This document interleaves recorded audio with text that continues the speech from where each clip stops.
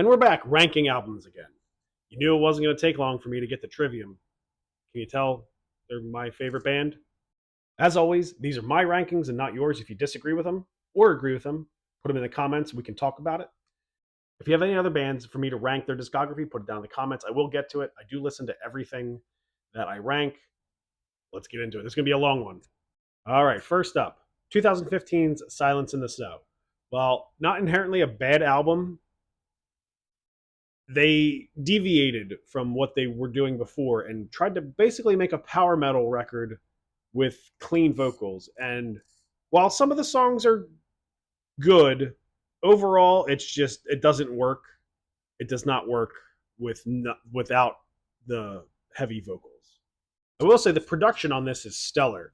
The guitar sound specifically is great. The lead tones they would use on subsequent albums, and they kind of stayed with the same type of lead guitar sound. Two standouts on this for me are Dead and Gone and Seize All Your Fire.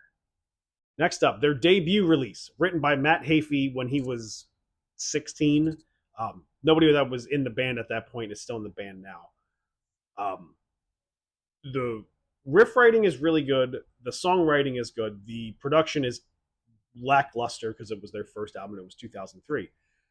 It does not sound great. It's very raw, very aggressive. It's not bad. Let's right off the bat. This is the point where Trivium goes from having one not great album to the rest of them being really, really good. A couple standouts for me. Falling to Gray, Pillars of Serpents, which they redid about 6 years ago, and the title track, Ember to Inferno. Again, great, great guitar work.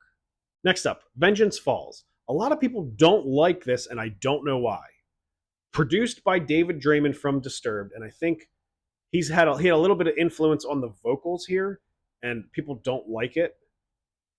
The guitar sound, it's very mechanical sounding. I dig that sound. A lot of people don't like that either. For me, the end half of this album is much better than the first half. Strife is a good track on the first half, but on the end half, you have Wake, The End Is Nigh, Villainy Thrives, Through Blood and Dirt and Bone, three standout tracks. Next up, The Crusade. This was the follow-up to Ascendancy, and that was a problem right there because everybody loved Ascendancy.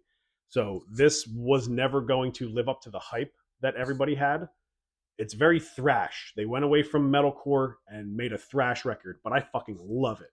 This is, again, everything from here on out is a fantastic album for me. Incredible, incredible riff writing. The drums are really good on here. The problem that a lot of people have with this are the vocals. There's no screams. There's a raspiness to Matt Heafy's voice that a lot of people compared to Hetfield. This is where he started to be compared with James Hetfield and called, Matt Hetfield or Heafyfield, whatever people called him on back in the day. I love this album though.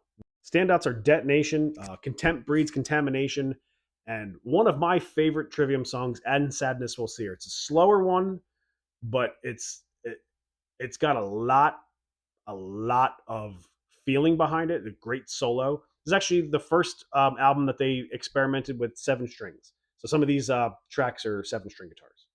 Next up, In Waves. Again, great record. The only problem that this one had is it followed Shogun, which impossible to do. Right off the bat, you start with In Waves. The screaming is there. Dust Dismantled is a great song. Black, another great song. This is very heavy. It's very aggressive and in your face, and I love it. This was my favorite album for a long time, too. Next up, the 2020 release, What the Dead Men Say. This came out right before everything shut down for COVID. They did not get to tour on this album. But again, standouts on here, What the Dead Men Say. It's very front-loaded. What the Dead Men Say, Amongst the Shadows and Stones. On the back end, there's Bending the Arc to Fear. Great production, great riff writing. It sounds incredible. A lot of great tunes on here. At number 4, we have The Sin of the Sentence from 2017. This came out after Silence in the Snow, and it brought Trivium back to form with the vocals, the aggressiveness. This is, if anybody ever asks me what one Trivium album for people to listen to, it's this one. I don't think it's their best, but it's the most encompassing of what their sound is. Title track right off the bat. Um, Heart from Your Hate is a little bit of a poppier song. There's no heavy vocals in that. Betrayer is a great song. The Revanchist is like a 7.5 minute song.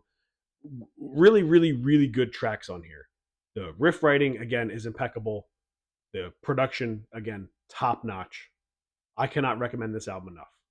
This is also the first album to feature Alex Bent on drums. He's still the drummer. They've had an issue with keeping drummers for a few albums, but he fits this band absolutely perfectly. He's the best drummer they've ever had. He recorded this in, I believe, the Foo Fighters studio in California in like a no amount of time. So they wrote the songs, sent it to him. He wrote the drum parts and recorded them like that. Number 3, their most recent release, In the Court of the Dragon. The only thing that holds this back from being any higher is the production. It's not as great as everything else. This came out in 2021. What the Dead Men Say came out in 2020. They wrote and recorded this in less than a year, and nobody knew about it because COVID was going on. They did a couple of teasers and then dropped this like 2 weeks later.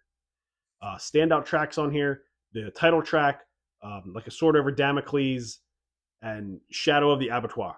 Great, great tracks. I saw them when they toured on this album cycle, and it was basically this one and What the Dead Men Say combined, and stellar, stellar shows. Number 2, and this really could be 1A and 1B, but we'll put this at number 2, 2005's Ascendancy. This is OG metalcore at its absolute finest.